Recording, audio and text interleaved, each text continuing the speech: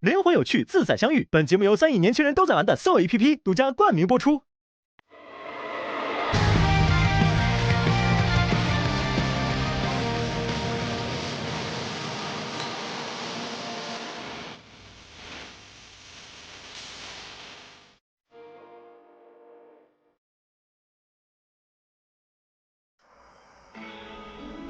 当冬天变成夏天，随着时间的推进，在这120天后，我们的12位少年会有哪些新的进展和新的故事呢？怦然心动20岁冬季篇返场特辑正式开始。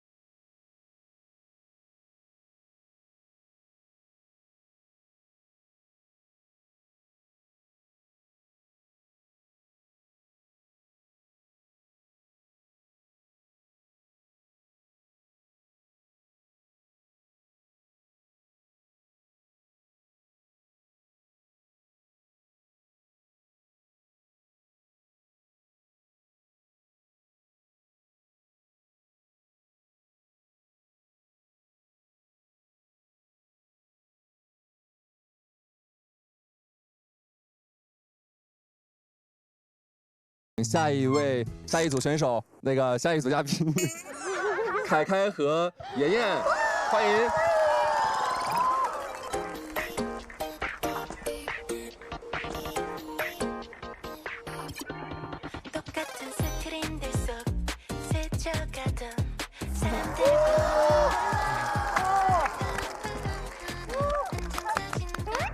我宠你。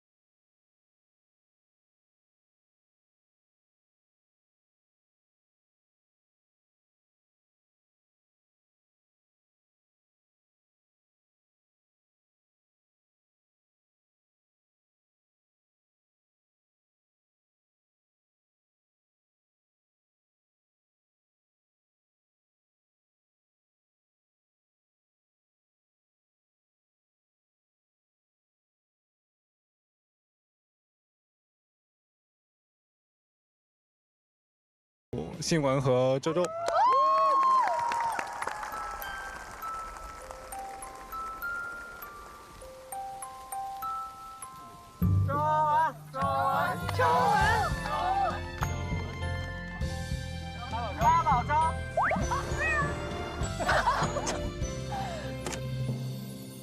一天一天贴近你的心，你开心，我关心。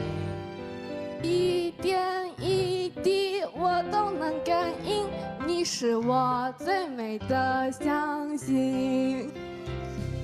等不到双子座流星雨洒满天际，先点燃就只仙女棒代替。最灿烂不一定要许多，暂时放弃，有幸福的道理。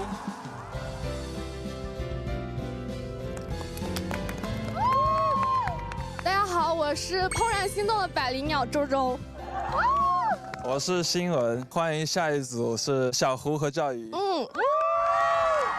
他们好甜啊！他们牵手来的。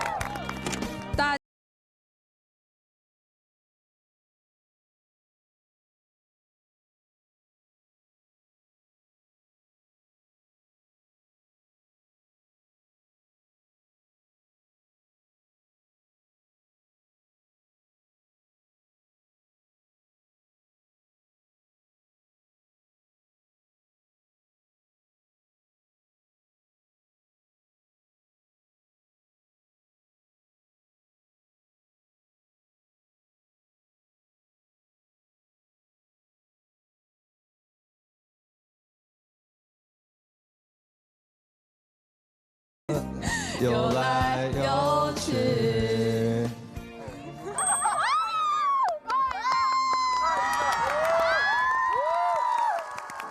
下面让我们有请恩星。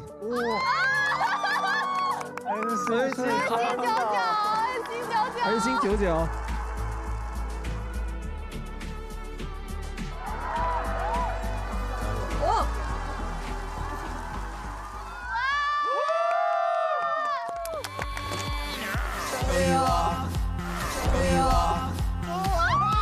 Tonight I wanna show you off.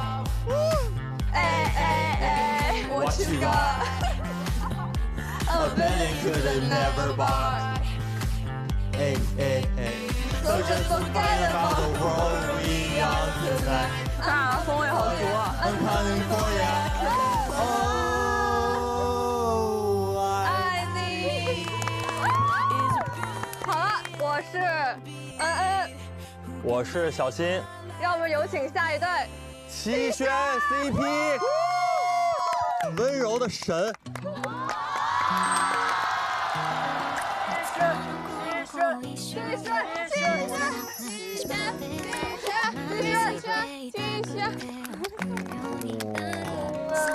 好配呀！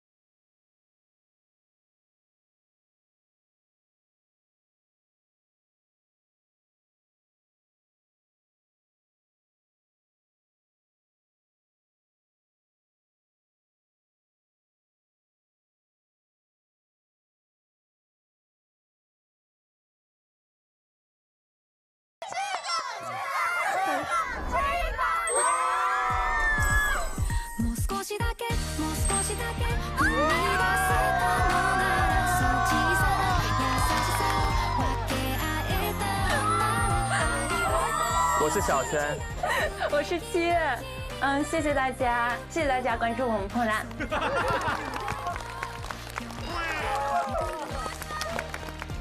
好的，欢迎各位嘉宾们回到我们的《怦然心动20岁》返场特辑。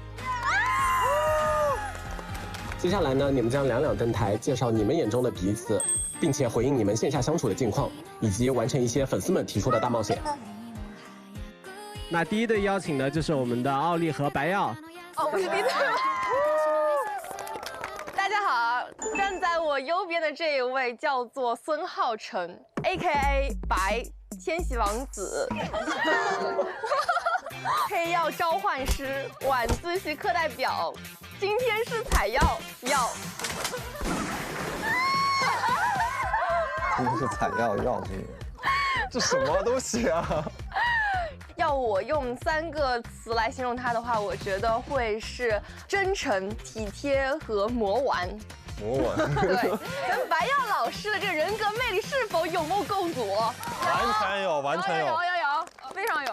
Hello， 大家好，这里是奥利猪。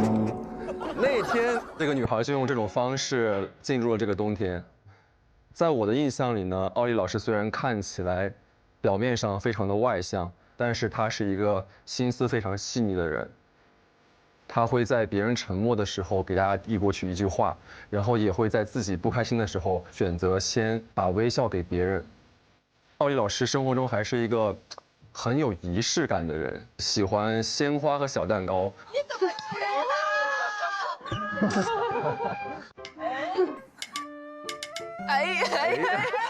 人尽皆知嘛。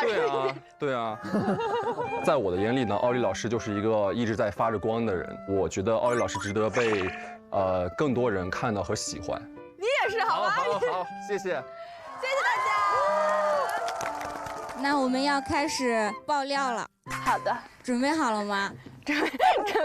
可以没有吗？准备好了。肯定是大家最关心的。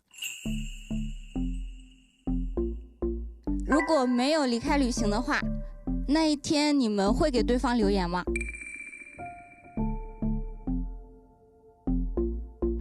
我会。我也会。你们两个离开节目之后，线下有没有发展？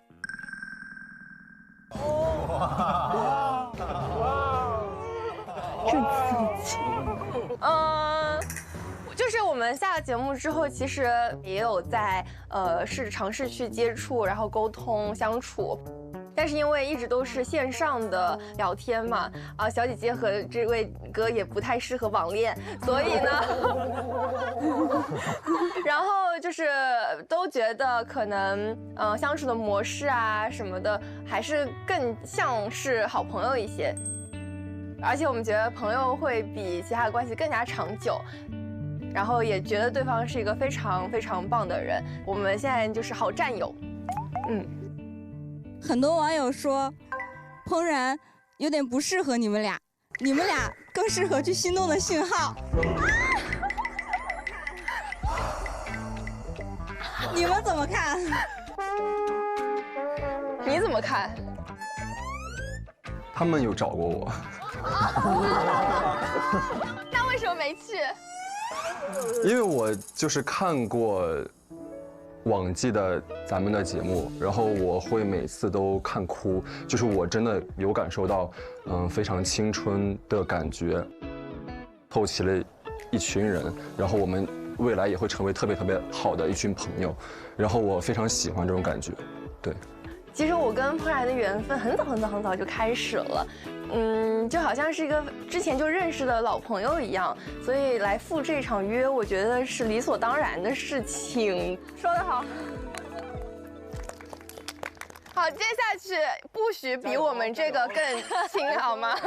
加油！回家了，回家了。我们吗？好的，那我们就先欢迎凯凯和妍妍吧。加油呀！加油！加油！加油！加油！有什么？这位是妍，然后他在我眼里呢是一个既成熟又幼稚的一个人。虽然他没谈过恋爱，但是我觉得他对于感情方面他有自己的目标和想法。他很喜欢浪漫，他喜欢很小的一些仪式感。他冷酷，他女王，虽然他有180的身高，但其实我觉得他还有一个非常可爱的一面。以后如果大家见到妍，记得都夸夸他，他会很开心的。妍全肯定，全肯定！哎呀，我要听哭了，有点要落泪。你今天有夸吗？没有，没有。我夸了1天，他又说没有。现在请夸今天的妍，开始。今天很漂亮，今天很漂亮。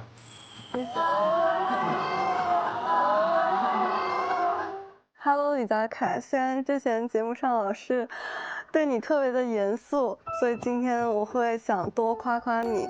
你是一个素颜比化妆好看的帅哥。可能我审美不太一样吧。姐妹，你上头了。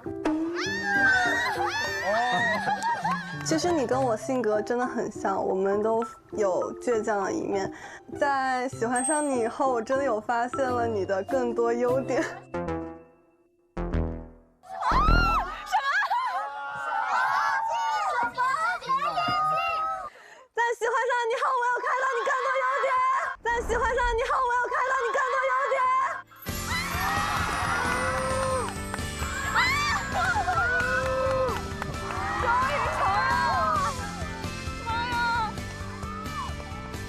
所以今天我要继续夸一夸你，让我想一想，第一个优点是什么？先从外形上来说，你的面部平整度非常高，鼻子比我挺，面部流畅度也很高，然后皮肤也很白。然后你真的是一个非常听劝的人，就是说你穿黑白灰好看，你就真的有在努力的研究穿搭。然后你每次跟我出来见面也都非常的会打扮自己，很认真，有点小性感，有点性感，有点。然后你也会很耐心的陪我玩，即使有些时候很累了，你也会送我到机场。不是，原来你知道这些啊！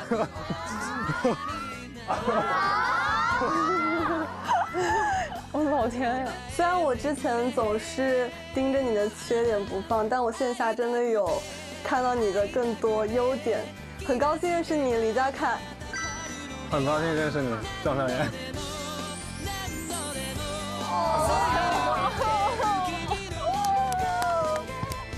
好的，谢谢你们的互相介绍。你们的许愿池中也有很多粉丝提出了大冒险，现在征求你们的意愿，是否要进行该环节？可以啊，可以啊。好，那我们选择了3个可能在你们现在关系尺度内的大冒险。第一个大冒险是你们的粉丝希望你们一起合跳一支舞，弥补这一季舞会错过的遗憾。可以换我邀请他吗？可以啊，那请凯凯转过去吧。哦。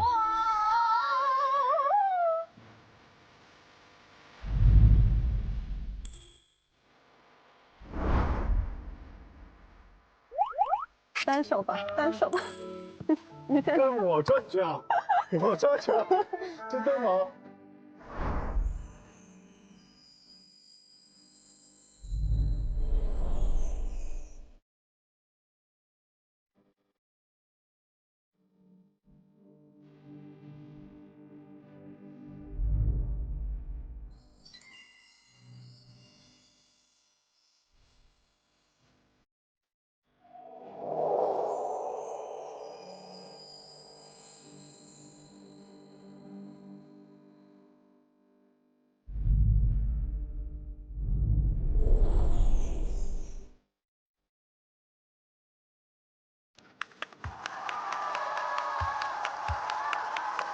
手真了。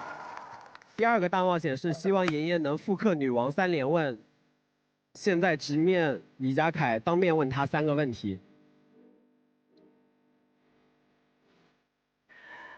现在说不出那么狠的话了。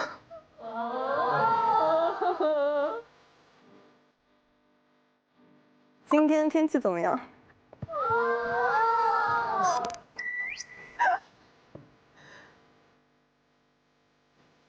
天气挺好的，有点冷。那今天心情怎么样？心情还不错，跌宕起伏。怎么又是这句话？那明天心情会怎么样？应该也会很好。最后一个大冒险是看你们对视15秒。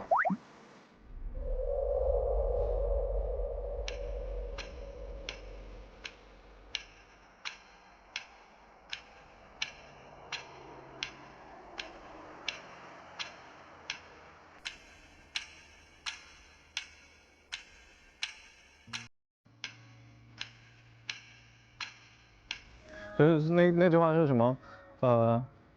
下次可以什么真诚的看着眼睛说什么是吧？到了吧？好的，接下来就是我们的爆料时间了。我以为结束了，以为结束了。来，爆料时间，第一个爆料是，听说你们2个人的感情本来是很顺利的，结果转折点是节目结束后的一次饭局。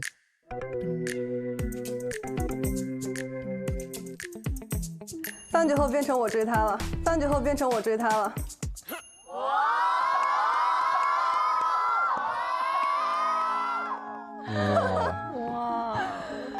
唉，其实那次饭局我也变得非常非常理性，跟他去聊，但是感觉聊得并不是很顺利。然后3月3号那天，你跟我说做回100%朋友以后，我有点后悔了，所以我有主动去上海找过你3、4次。哇！后面的故事后面会说。第2个爆料是，妍妍私底下给我发过几次在 KTV 流泪唱歌的语音，说她有点想回到节目里再来一次。你不说我从来不知道。其实每周2、每周3播出时候我都很紧张，然后我每周2、每周3基本都会去 KTV 唱歌，去缓解一下我的情绪。就是感觉可能有些时候会有点后悔吧，后悔当时为什么要那么做。就是情绪很复杂。其实我也跟严凯 P 们一样，就是爱仰卧起坐，爱左脑互搏，所以我会通过这个方式来发泄自己的情绪。Yes， 然后其实线下本人也有变得更加的感性。好的，那我们欢迎第3组周周新闻。今天大家都很累了，我给大家带了好事的藜麦吐司面包作为晚上的补给。哇！这个是专门给你的爱心牌面包。哇，七月你怎么这么好？因为你下午不是说你想吃吐司吗？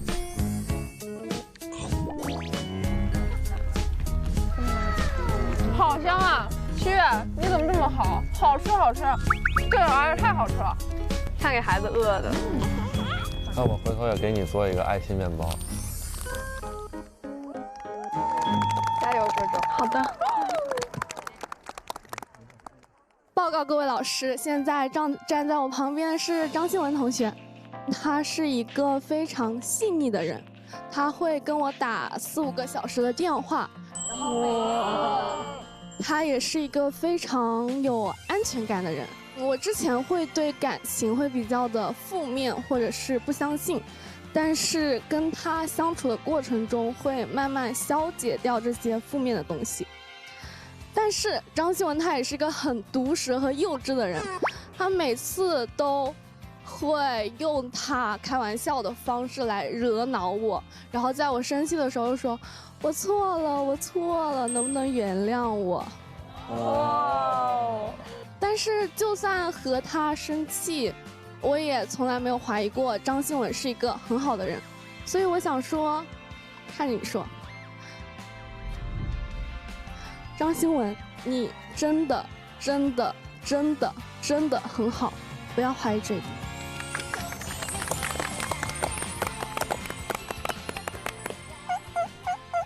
哦，原来是可以带手机的。她是周周，是一个笑起来特别甜、特别可爱的小女孩。她是一个很有创意的女生，即使我们隔着7600多公里见不到彼此，她也会对我讲说：“那我们就在手机上一起看电视吧。”她是一个接我电话很准时的人，虽然有时候会说在跟恩恩和妍妍打电话，所以我有点嫉妒他们2个，但是大部分时间她还是很准时的。抱歉啊，新闻。她还是一个有点健忘的人，健忘到每次我开玩笑惹恼她了之后，过几天又可以很快重新开始聊天。总之呢，这个特别可爱、特别勇敢、时而坚强、时而脆弱的小女孩，希望你能一直相信你自己。好的。好的，接下来是爆料时间。你们线下的相处过程中有心动过吗？有。妈耶！是我去广州找了他。当时听说你们甚至有过想要直接确认恋爱关系的冲动，对吗？啊？我觉得是2个人都有过吧。那什么？我觉得就是看到他有安排很多，就是想让我在广州玩得很开心，因为我只能待2天，然后他就想把那2天安排得很完整，就想带我多逛逛每个要去的景点，所以就觉得，很好。就是我最心动的一个点，可能是当时我们2个在一个马路边上等红绿灯的时候，有一个路人在推一个老爷爷，就有点发生争执那种，然后他的第一反应就是想要过去制止他，然后帮助那个老爷爷，所以我觉得就是这个点会比较戳我，对，因为他真的还蛮好、蛮善良的，听说那个周周经常和恩恩和妍妍聊你的心事，现在想把话筒给到你们2个，你们俩可以随便说一个我们大家都不知道的少女心事吧。我要说一句，这个周周和妍妍，他们俩真正的少女心事全都瞒着我，今天才知道。什么我喜欢他什么，我今天才知道。之前没有同步给我，对吧？基本同时了吧？我也要说一个。我们每次问恩，我说恩有时间吗？打电话，恩说不行，我要陪小新，他已经等我很久啦。我的天哪！我有一次跟小新说话，他说我要叫恩恩起床。原来都赖我，原来你们的少女心事全赖我。最后一个其实不是问题啊。有一次我在跟周周一起去参加一个线下活动的时候，然后周周提了一嘴说，我好像是所有女生里面唯一一个没有穿过礼服的人。然后我想说，就是我们不想让别的女孩有的东西你没有。真的吗？所以我们。哇！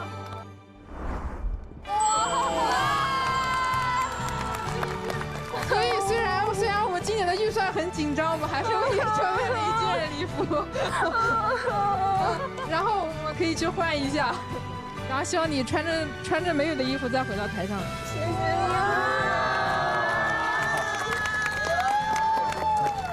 快去换上，走。谢文在节目上穿过西装吗？谢文也没在节目上穿过西装，这什么意思啊？不行，我要给我的谢文穿西装。明成哥，我的西装呢？明成哥。好的，接下来的一组就是我们的赵瑜和我们的小胡啦。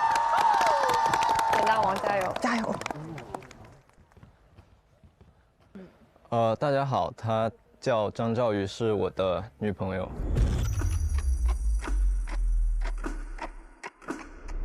她叫张兆瑜，是我的女朋友。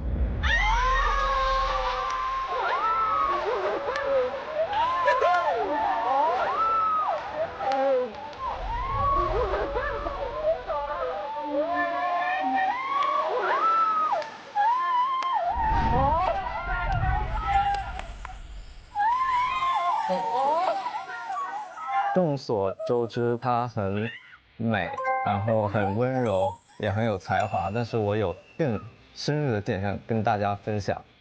首先，她能经营好自己的生活，早睡早起，然后每天都非常健康。然后，她看电影只看可爱的动画片，因为她太容易共情，看到任何一点就是有遗憾的情节，她都会哭得很凶。第三个是他喜欢晴天，他和他的生活就像晴天，即便有乌云也会透出来光。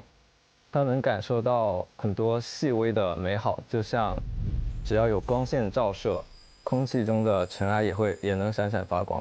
我就是那个尘埃。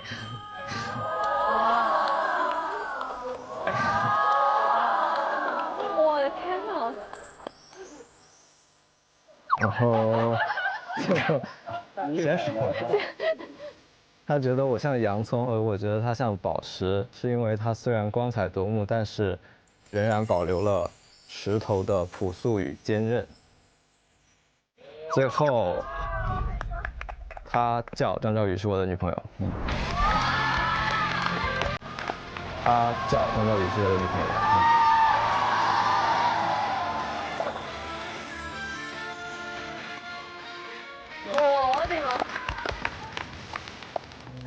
难怪你刚刚说我要输了。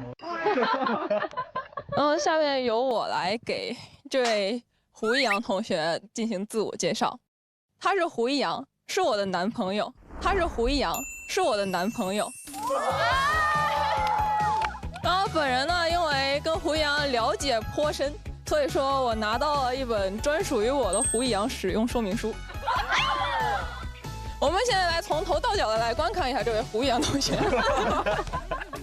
先看这个头，他的头发呢毛茸茸的，所以说有的时候我经常很喜欢摸他的头，私下里都会这样抓他。然后我们来看他的脸，他的脸长得非常的标准，是完全击中了我的审美点的。我非常喜欢他的长相，以及他总是有时候会担心自己长得不好看，但是实际上在我的眼里他是特别好看、特别帅，不是特别的，他是我眼里最帅的人。然后我们再看这双眼睛，再看这双眼睛，哇！你只要盯着他的脸看，你就会知道他心里在想什么，特别是看他的眼睛。当他生气的时候，你盯着眼睛，可能就知道哦，这个人在闹脾气。再看他的四肢，他的手呢？他的手让我很欣赏的一点是很爱干净，以及他的手真的很大。我们俩第一次牵手的时候，他能整个把我的手包裹住。所以说，这是我目前眼中的胡杨。磕到了，磕对了。好的，那来准备你们的大冒险吧。那既然这样，你们应该什么都是可以的，对吧？注意一点尺度。景一阳对着赵瑜边哼唧边叫姐姐。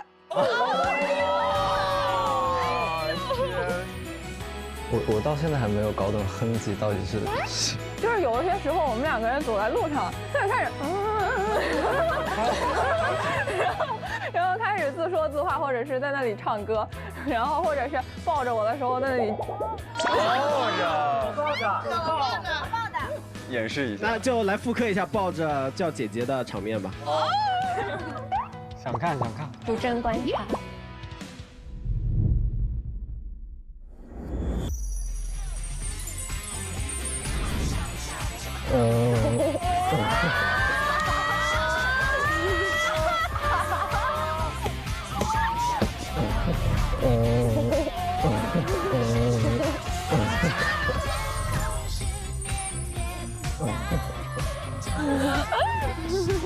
姐，我也不让停哎。好的，第二个大冒险是网友想看你们复刻一组由他们选出来的照片，来吧，第一张，3、2、1，第二张，3、2、1。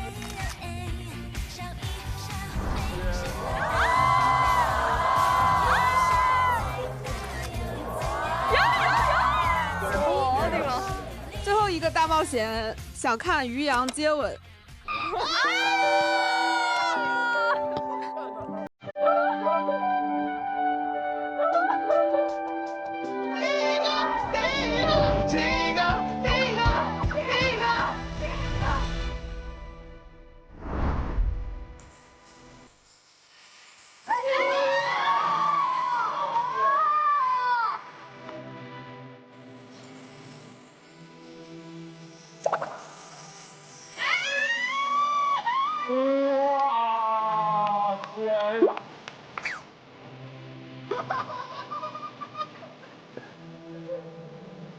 拍到了吗？是不是没拍到？没有。开玩笑的。接下来是爆料时间啊！赵瑜就是看到了易阳发的水晶球约会日记的那篇少男日记之后，给我发送了“夯牛胡易阳真男人”3条信息。请问当时是什么心情？当时首先是震撼到了，我说这个男的怎么回事啊？他咋了？就更加强烈的感受到了他的直白，然后他对我的维护，他面对舆论愿意直接站出来为我发声，或者是更加能够清楚的承认自己的心意，然后为了我做出来这么多东西，我真的很感动。那你给我发完这几条之后，你给胡易阳发了哪3个字呢？我发了我发了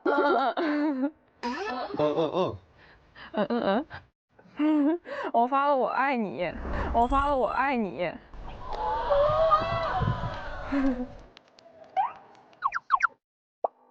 据我所知，赵瑜对易阳的备注有一个很长的进化史，请赵瑜简述一下你的心路历程。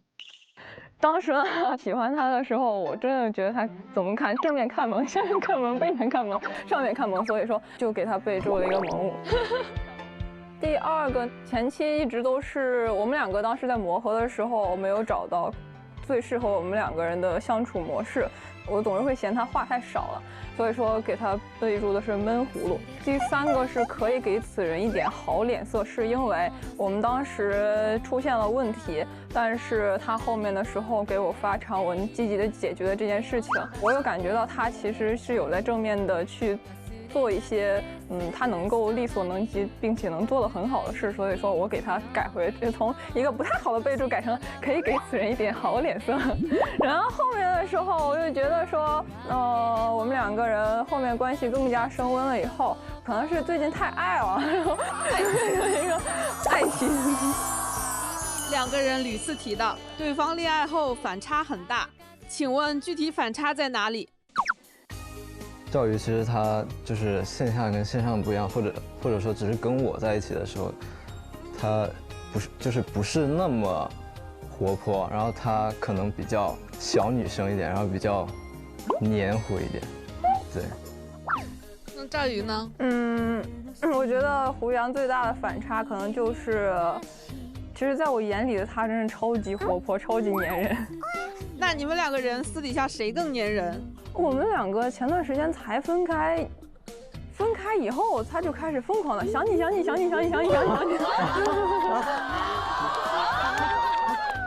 要掉到台下去。小胡，如果你觉得赵瑜更粘人的话，你要反击吗？我更好的，最后一个爆料，听说两人的父母都很爱看节目，小胡的爸爸朋友圈还发了冰湖重生的 AI 海报。再采访一下双方的父母，最喜欢节目里的哪位男生和女生？可能我爸妈最喜欢的是赵宇。对不住胡一阳。我妈妈属于是间歇性喜欢胡一阳，大部分时候认可白曜的。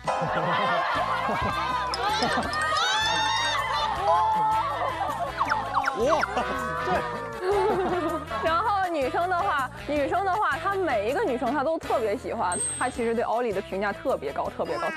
她无数次的告诉我说你应该向奥利学习。你看奥利那么聪明、美丽、大方，然后她怎么样，叽里呱啦的给奥利夸得天花乱坠。我说妈，你说的对，咱妈说的可以更好，这赵宇比我更好。好的，那欢送你们回去吧。接下来我们邀请恩恩和小新。这一架1分高下，接招补贴补贴补贴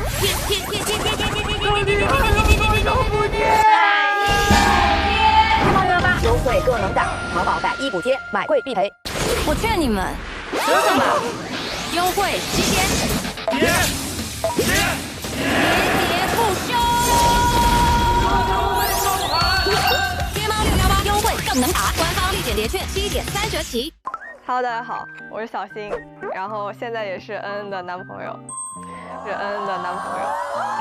然后关于一些小癖好，有什么小癖好呢？我的小癖好就是恋屁。这是我帮他想的。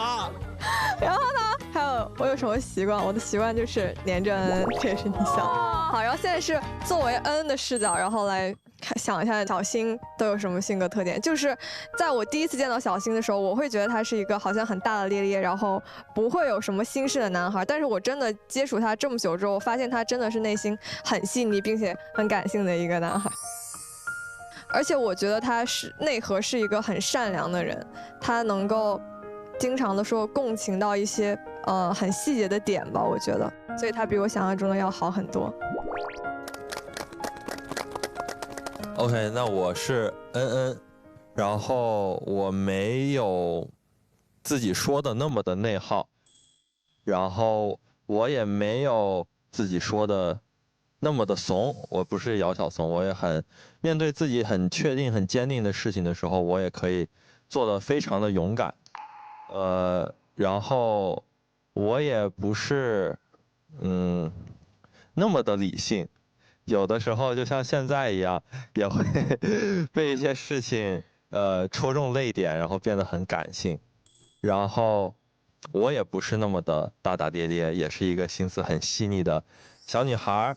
然后我也不是一个很有规划的人，因为我有讲过，其实自己是一个很独立的人。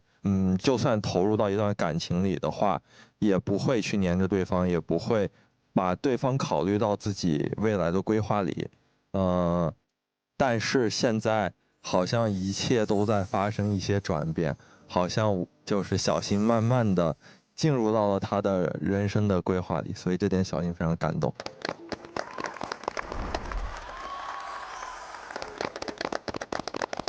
人老了就容易感性。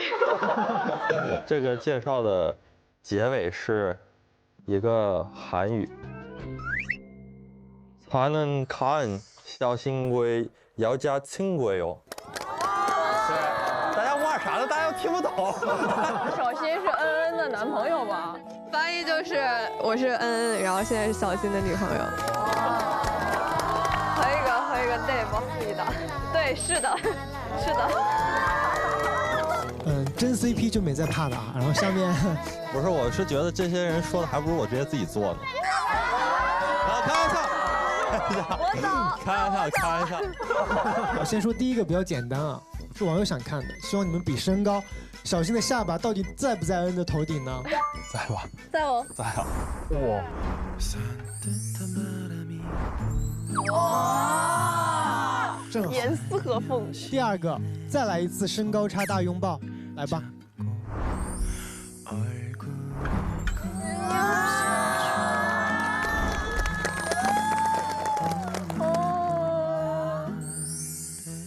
好啦，最后一个难度升级啦，需要小新完成亲酒窝挑战。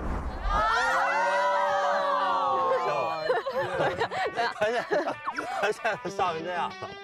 酒窝是什么部位啊？也可以不清楚，也可以亲。对，不是酒窝是到底是哪个？这里，这里。OK。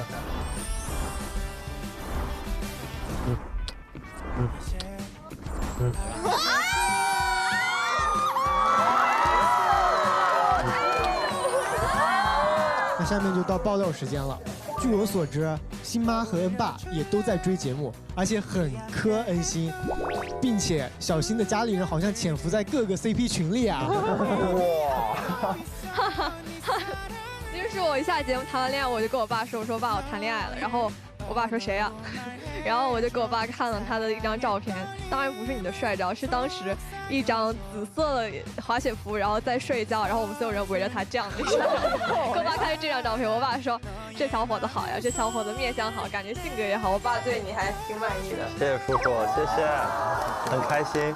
然后我家里人也是，我一下节目我就跟他们说我谈。其实我旅程过程中就会给他们分享一些这个照片，然后他们就挺喜欢恩恩的。家里人还会经常关注恩恩的直播，可能看的比我都多，而且他们就是他们很喜欢恩恩，不是以我的父母的视角去喜欢，而是以恩恩的粉丝的视角去喜欢，就是他们会把我还是他们儿子这件事情完全已经抛之脑后了，就他们说，哎呀，能不能让我带着他们去见一下恩恩，然后但是他们会完全忽略掉，就是这是一个见家长的行为，他们就只会觉得就是啊，我有这个人脉，就是我能带他们见到恩恩，然后他们还想要签名、想要合影什么的，我觉得还挺有意思的。第二个问题啊，我这边得知两个人在节目下吵得最严重的一次，恩恩好像是连续快1周吧，完全没有理小新，然后当时是什么情况？最后小新你又是怎么把恩哄好的呢？当时是这样的，就是我们还在磨合的阶段，我们并就是发生矛盾的时候，我们不太知道如何去处理吧。就像我是比较着急把这个问题解决掉的，但可能就是恩会觉得他需要自己先冷静一下，把一些问题想清楚，就是他不希望自己在有情绪的时候和我沟通容易就是伤害到我。我当时不太清楚，就是他是想自己先思考的，我以为他就是不想理我，然后我还找了各位导演们求助。因为我真的以为就是他就是想要准备提了，所以我就想说，就是如果他真的就是想提的话，就不用因为这个说呢，因为这个节目在播的原因，然后不敢去提吧。真提了你又不高兴？就是希望他真的就是性感了男孩。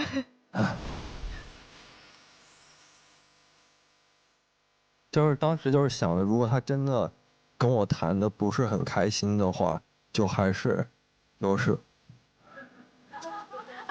好了好了。哦。我说我当时的想法吧，其实我因为跟小新谈这段恋爱，真的是我真正意义上的第一段恋爱，但我觉得很庆幸，也很幸运的是，这个人是小新，他没有选择说因为我的退缩，他就是也退缩或者怎么样，他选择的是那种就是引导我去解决问题吧。他就说你可以有情绪，或者你也可以就是有什么想法，但是你一定要跟我讲。我觉得这一点是他在教我怎么样去拥有解决问题的能力，所以也很谢谢小新能够说包容我在这段时间辛苦。没有包容。下一个问题想提问恩恩啊。你们因为长时间处于异国恋的状态嘛，听说有一次你跟小新煲电话粥，时间长达7个小时以上，然后且是小新一晚上没有睡，煲电话粥，当时发生了什么？当时是因为我就是做了一个噩梦，醒了之后不敢睡觉了。我当时第一时间就给小新打电话说，我做噩梦，我没有办法睡着怎么办？然后他就说，那我就陪着你呗。然后我以为他会，比如说我睡着了，比如说30分钟他就挂掉什么，但是只要我醒来，他都一直没有挂电话，一直在陪我。我觉得这个点还是让人蛮感动、触动。我只是觉得一般打电话就是还是习惯，就是希望他来挂，就是我不是很喜欢挂电话这个事情。下一个问题还是对恩恩说的啊，你每次都会偷偷找 Freddy 要小新很多私下剧照的原图，每一张都会夸好帅好喜欢，是发自内心的真的觉得小新很帅，所以要进行收藏是吗？我就是觉得，他不觉得舞会那天真的很帅吗？真的很帅啊！然后我把他舞会的那张照片偷偷设为屏保，但怕被别人发现，就是只敢在自己一个人的时候设为屏保，点来看一下那种。我都不知道啊。给小新看一眼，给小新看一眼。让我爽一下，让我爽。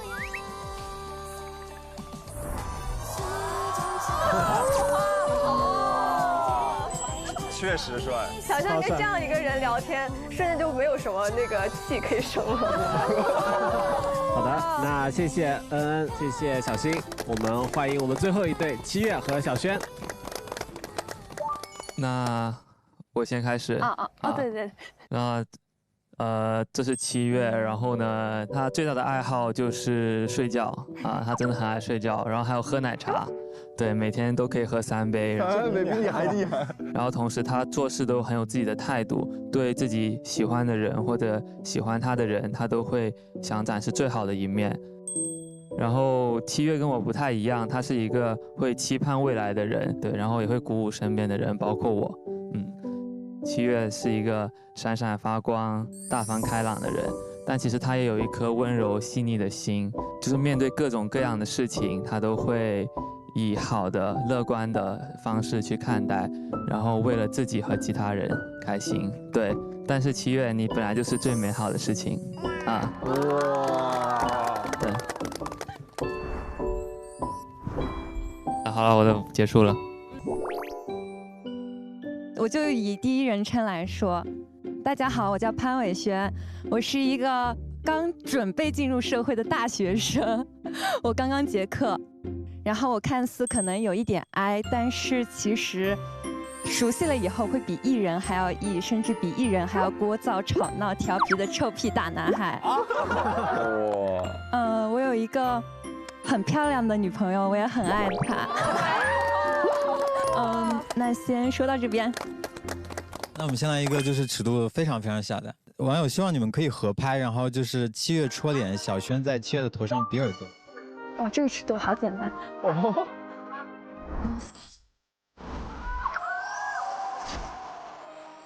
网友们想看7月复刻拉着小轩领口对视的场面。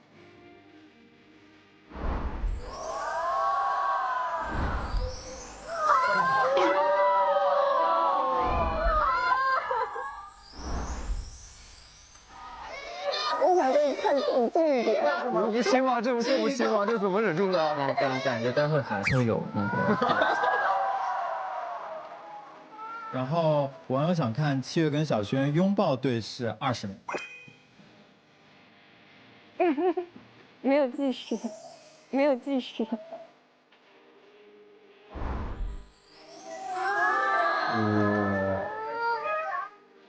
就近。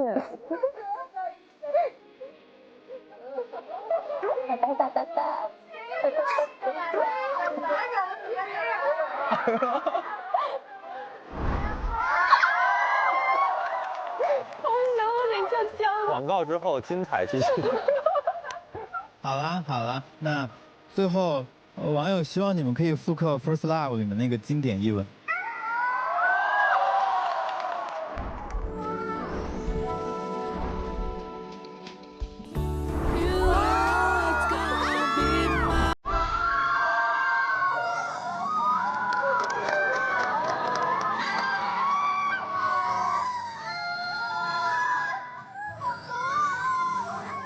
我的父母稳稳的幸福。我要开始进行爆料了。据我所知，节目第1期的下半集，小轩至今都没有看过。因为你会看了会吃醋吗？我就不太想看，对，没有必要给自己找不痛快。哎，你切片没有刷到吗？刷到了，那就没有办法了。他微博发当时那个心情的时候，本来还有小心机，结果没人关注他那条。他说成都的夜有点刺骨。我还要继续爆料，就是有一次7月直播的时候，其实小轩的家人都来了，并且那个榜1、榜2、榜3分别是小轩的妈妈和妹妹，还有他自己。哇，对，就他们就是我妈妈就会问我，就是说7月什么时候开直播，然后他就一直就是手机就会放在那边，对，还用2台手机一起看，对，可能就他觉得就是可以就更多人看啊这样子，对。有一次给你们俩打电话，小轩不是我认识的小轩了，他在电话里一直啦啦啦啦啦。小轩还会戳。小轩有2种状态，第一种状态就是现在那样呆滞的，有点像 QQ 企鹅。然后看到7月以后，他就变成了那种混蛋小孩，那种抠完，戳，你坏。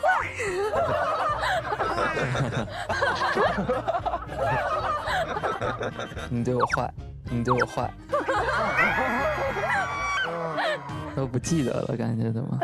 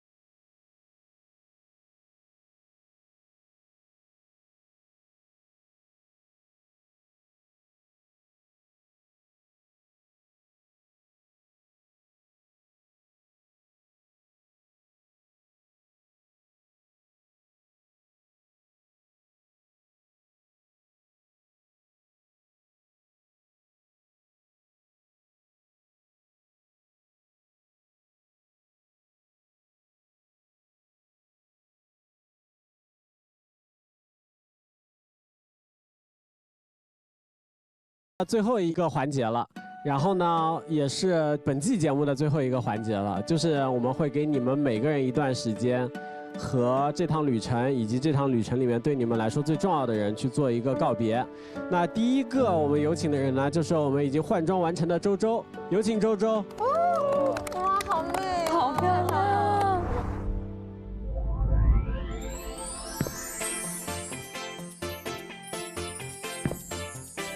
哇，好美，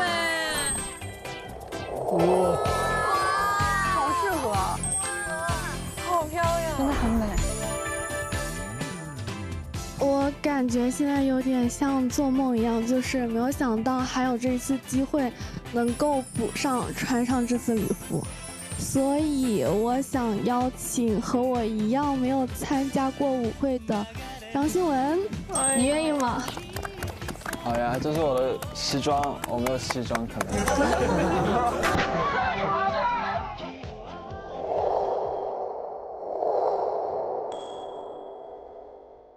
哎呀，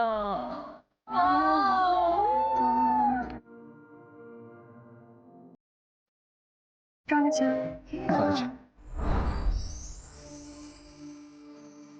哇，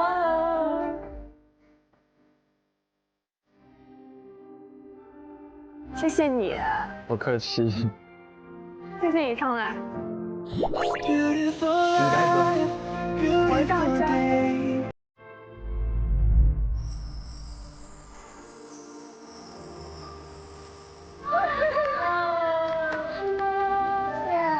学。来，快点。大家好，我是周周。其实一直以来，我都是一个不敢对太多事情抱有期待的人，因为我总会害怕，如果期待太高的话，那个落差我是否能够承受得住。所以当胡姐、戴老师跟我说，周周，我们现在想跟你确认，你是否愿意以一个真诚的态度来参与这趟旅程的时候，我当时毫不犹豫地答应了。所以我就告诉自己，你一定要以最真实、最真挚的态度去对待这场旅行。但是随着节目的播出，我也对自己产生了很多困惑。我自以为是的真实和直率，是否对别人造成了一些困扰？没有，你是最好的。我记得有一天，我妈妈她在短视频上面刷到一个关于我负面舆论的视频，她就跟我说：“你怎么会对别人进行这样的一个评价？”我尝试着从我的感受把那个视频给她解释清楚了，但是我就有在怀疑我自己，是不是我选择加入大家的这个决定真的是一个错误的决定？加油，从来没有过。但是就像刚刚一样，总有一群人告诉我，其实你真的很好，很好，很好。所以我又想，如果一开始拒绝大家，我就不会认识你们。所以我觉得我很感谢这段经历，它能够让我抽离出来，从第三视角更加全面和真实的了解到了我是谁，我到底是一个什么样的人。然后也谢谢所有伙伴们当时对我留下那些很温暖的文字，谢谢。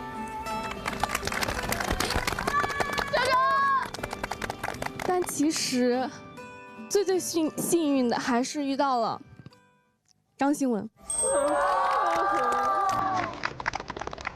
谢谢你公开用那些温暖的文字拖住我。谢谢你在我遭受了那么多负面的舆论的时候，你跟我说你需要我吗？我可以现在给你打电话。谢谢我自己都开始讨厌自己的时候，你能够蹲下来抱抱我，摸摸我的头。其实我和张新文节目上相处的时间很短，所以我们只能够依靠线上来进行相处。我们聊到3、4点都舍不得睡觉，我们也会不要你不要拿纸巾，我没有哭，不要，谢谢。其实他去澳洲之前，他就线下来广州找过一次我。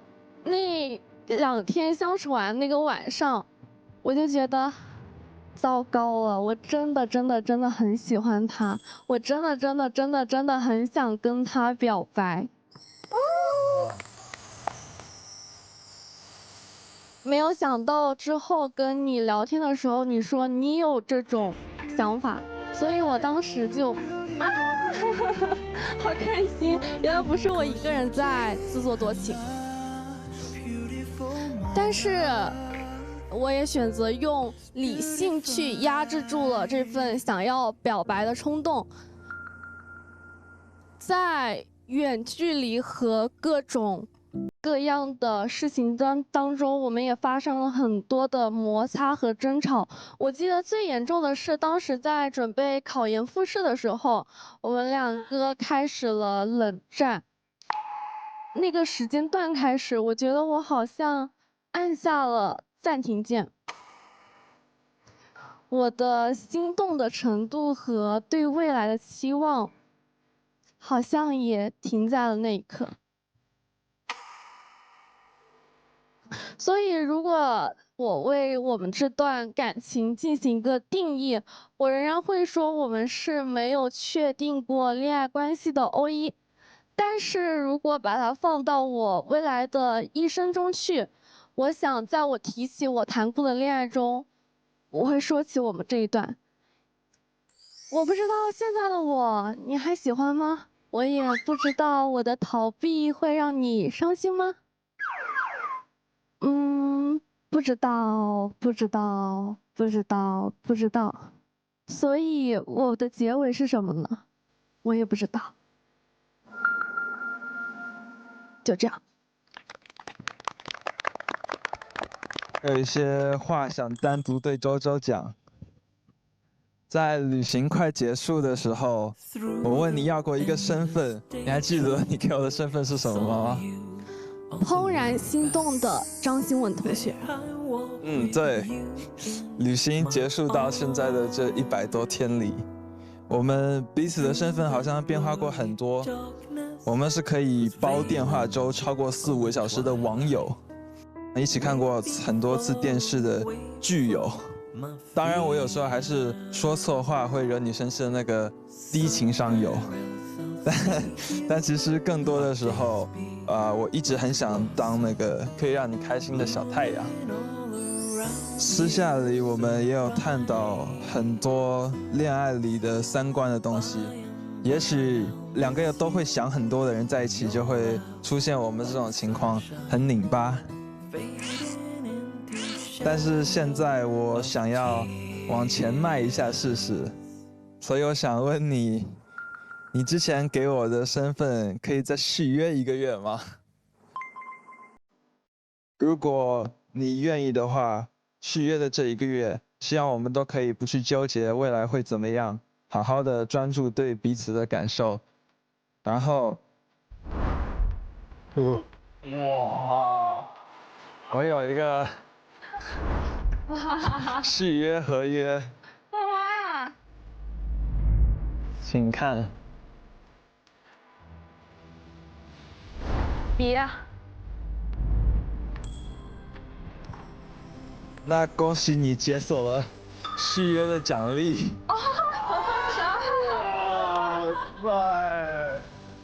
恭喜你解锁了2张在上海迪士尼的门票。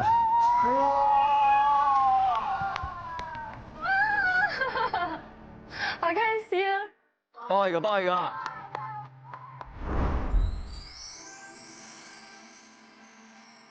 哇！